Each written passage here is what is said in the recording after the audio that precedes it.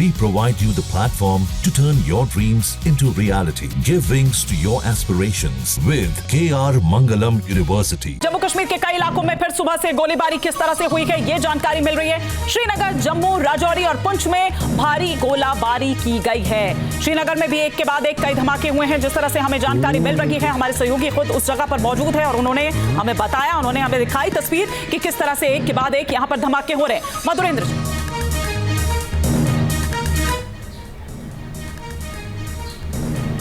जी। बिल्कुल, इसके अलावा जम्मू से बड़ी खबर आ रही है। जम्मू में इस वक्त रिहायशी इलाके को टारगेट करने की कोशिश की गई है। श्रीनगर में देखिए तो लगातार टारगेट करने की कोशिश हो रही है। अब तक 4 धमाके श्रीनगर में हो चुके हैं, जहां मैं मौजूद हूं। थोड़ी देर पहले ही मैंने विजुअल दिखाया कि यहां पर 2 धमाके की आवाज़ सुनाई दी और उसके साथ ही अफरा तफरी का आलम। और खासतौर पर देखिए तो आसमान की ऊंचाइयों पर जिस तरह से इस धमाके के बाद हमने देखा कि जो बर्ड्स हैं वो दरअसल इंगेज होते हुए नजर आए। तो इस वक्त की स्थिति बेहद नाजुक है और हम देख सकते हैं कि लगातार जो है भारत पाकिस्तान से हो रहे हमले की जद में है। जिस तरह से भारत ने काउंटर अटैक करते हुए पाकिस्तान के 3 एयरबेस दहलाए हैं और पाकिस्तान की स्थिति इस वक्त यह है कि वो पूरी तरह से बखलाया हुआ अपने मिसाइल का प्रयोग भारत के खिलाफ कर रहा है। और जाहिर तौर पर ड्रोन के अटैक की भी खबर कई इलाकों में आ रही है। जम्मू में खास तौर पर टारगेट किया गया है, चूंकि हमारा वहाँ एयरबेस है, लेकिन रिहायशी इलाके को टारगेट पाकिस्तान ने किया, जो दिखाई दे रहा है, जो इसके अमानवीय कुकृत्यों का एक और नतीजा है। और उसके हम कह सकते हैं कि आतंकी चेहरे का एक और प्रतीक है। लगातार रिहायशी इलाकों को टारगेट करने की कोशिश कर रहा है, क्योंकि उसको पता है कि हर रिहायशी इलाके में भारत का दरअसल हो सकता है कि एयर डिफेंस सिस्टम मौजूद न हो, क्योंकि एक लार्जर एरिया है और जाहिर तौर पर जो एस्टेब्लिशमेंट्स हैं वहाँ पर एयर डिफेंस सिस्टम ज़्यादा होता है। बॉर्डर जो है उस इलाके में ज़्यादा होता है। शहर के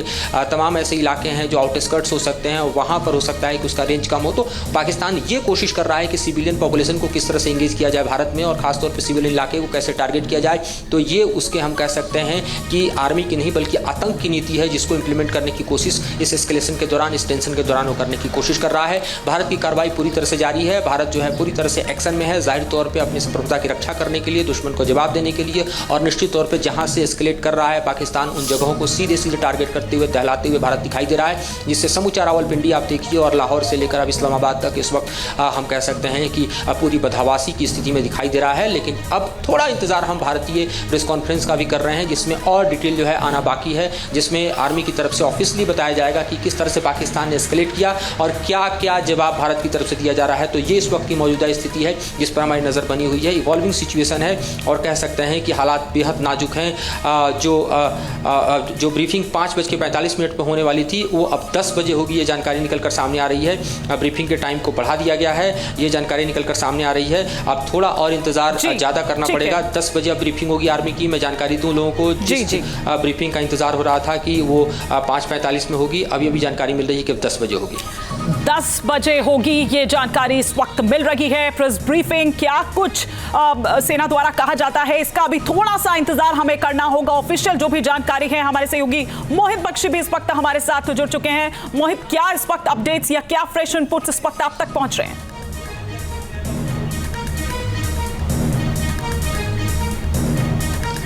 देखिए, लगातार जिस तरीके से हम लोग ब्रीफिंग का इंतजार कर रहे थे, अभी ब्रीफिंग 10 बजे होगी और हमारे वरिष्ठ सहयोगी जो है मधुरेंद्र एक एक बात को बता रहे हैं कि किस तरीके से जो धमाके जो श्रीनगर में सुनाई दिए गए हैं। अभी जो सबसे बड़ी बेल्ट है श्रीनगर, जम्मू और फिर पंजाब की तरफ जितनी भी बॉर्डर एरिया हैं वहाँ पर इस वक्त अलर्ट की स्थिति है। क्योंकि हालांकि जो अलग अलग इलाकों में जो है कई जगह सायरन बजा है और वहाँ पर जो नॉर्मलाइज कर दिया गया है स्थिति को, और बताया गया है कि अभी जो पाकिस्तान है उसकी तरफ से जिस तरीके की नापाक हरकतें हो रही हैं उनको मुंह तोड़ जवाब दिया जा रहा है। और रात में भी पंजाब में अलग अलग जगह पर ड्रोन्स अटैक जो है वो किए गए थे, उनको जो है न्यूट्रलाइज किया गया।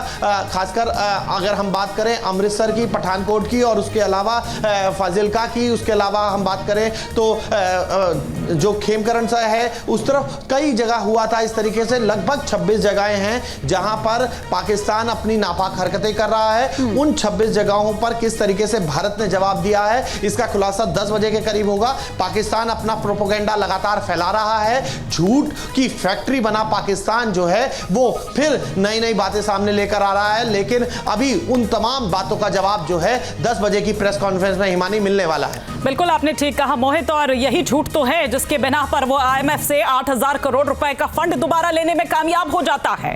वोट भारत नहीं करता है, भारत विरोध जताता है, लेकिन बावजूद उसके कामयाब हो जाता है। यही झूठ की फैक्ट्री तो है कि बार बार वो इस तरह का एजेंडा अपना सक्सेसफुल करने में यहां पर कामयाब, लेकिन यहां भारत उसको सक्सेसफुल नहीं होने देगा। और कर्नल टीपी त्यागी, यही हम बात भी कर रहे थे जब बात आ रही थी कि मदरसों में पढ़ने वाले सेकंड लाइन ऑफ डिफेंस है। Correct me if I am wrong कि ये जो आर्मी है पाकिस्तान की, ये रेगुलर आर्मी नहीं है, ये कन्वेंशनल आर्मी नहीं है जैसे बाकी देशों में, हमारे देश में होती है। हमारी आर्मी एक रेगुलर आर्मी है, कन्वेंशनल आर्मी है, लेकिन ये एक टेररिस्ट आर्मी है। ये गठजोड़ तो हमने अभी 2 दिन पहले ही देखा जब वो नमाज जनाजा पढ़ा जा रहा था आतंकियों के ताबूत के आगे। लेकिन ये वर्दी में छिपे टेररिस्ट हैं, ये वर्दी में छिपे आतंकी हैं। बिल्कुल सही कह रही हैं आप, और इस बात के पुख्ता सबूत, हालांकि जानते हम पहले से थे, पर पुख्ता सबूत तब मिले जब तउव्वुर राणा को यहाँ लाया गया। अब ये तउव्वुर राणा जो है, ये पाकिस्तान की आर्मी में ही मेडिकल कोर का एक डॉक्टर था।